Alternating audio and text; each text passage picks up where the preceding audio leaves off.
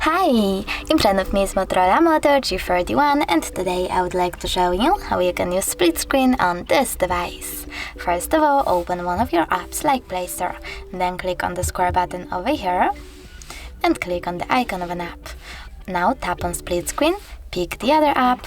You can click on one of those in background apps, or you can just pick any app from your device, like Moto.